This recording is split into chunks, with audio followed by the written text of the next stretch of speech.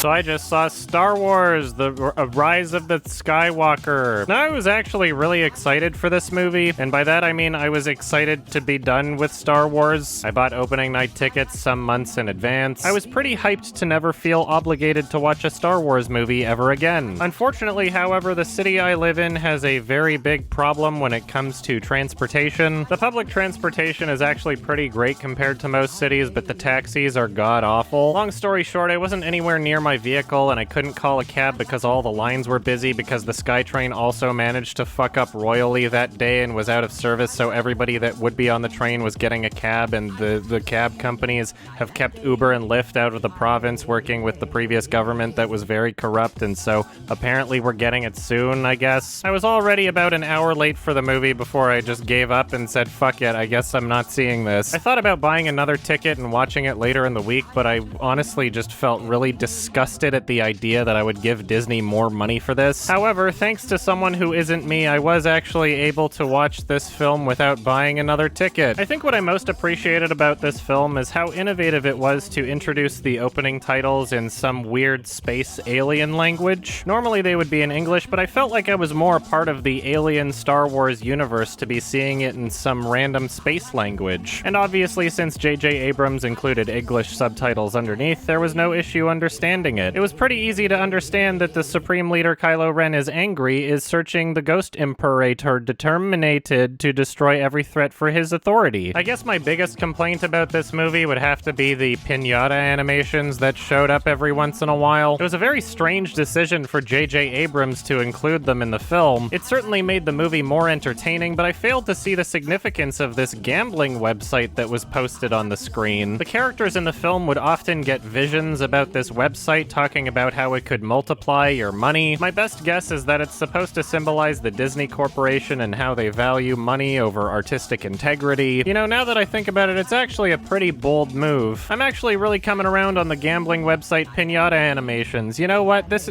might be my favorite part of the film. Bravo, J.J. Abrams. There were also some weird silhouette animations that kind of confused me. I think perhaps these were supposed to be ghosts of the characters that died in the previous films, because we already, like, we see ghosts of Luke and some other people, but these ones are like silhouette ghosts, so I think what they're trying to say, you know what? I'm actually coming around on the silhouette ghosts. This is my new favorite part of the. This is my favorite part of the movie. I like the ghosts. I'm a fan of the ghosts. In all seriousness, I apologize for not being able to see the film in the way that it was intended. I already bought a ticket, and there was no fucking way I was going to buy a second ticket just to watch the film for the first time. Enough is enough, and I am ready to be done with Star Wars. Princess Leia was really weird and out of place in this movie, and it just felt like they were using a bunch of old and unused footage, probably because she died in real life. The action set pieces were nothing special and kind of just forgettable. The entire movie just feels awkward and creatively bankrupt.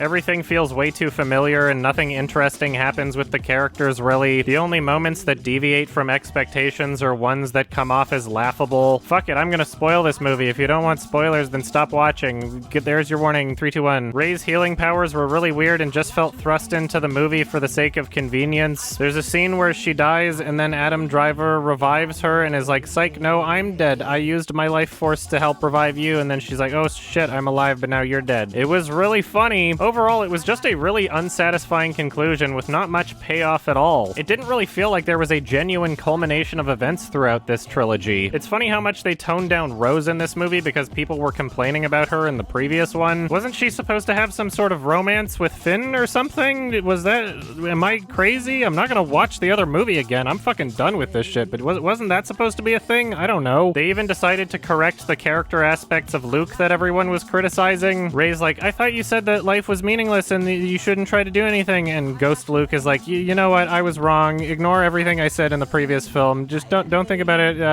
Yeah, we're fine now, right? I am Star Wars, please love me, Disney needs more monies. So yeah, I don't really have too much more to say about this movie. It was really dumb and boring, and I never gave a shit about anything that was going on. Obviously take this with a grain of salt because I have never given any kind of a shit about Star Wars, and I also watched this film in a way that would really, really trigger David Lynch. But I said I would review it, so this is the best I can do. Sorry about that. I am not exaggerating when I say that the most entertaining parts of this movie were the pinata animations. I am very happy to be done with this trilogy and never watch these films again. And I'm giving this one a 4 out of 10. It's closer to a 3 than a 5. And in case you're wondering, I have also lowered the ratings of the previous 2 films in this trilogy by 1 point each because they are just going down in memory. I'm not going to watch them again to be sure. But yeah, the trilogy as it stands right now is 654, and that's about it. And I don't give a shit. If anybody has an issue with these numbers, I'm not watching them again to check because I'm so bored and uninvested by these movies. Goodbye. Thank you. Peace. Bye-bye.